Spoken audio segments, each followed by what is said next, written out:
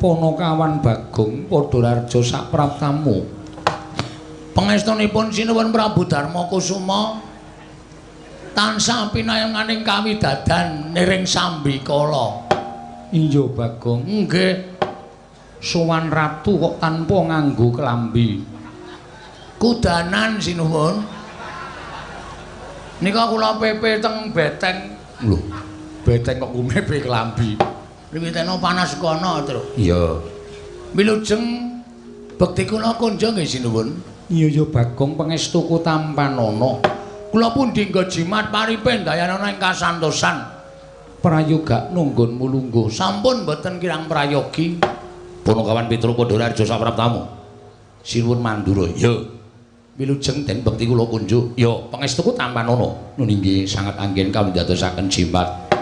Ponokawan Bagong Padhararja sapraptamu.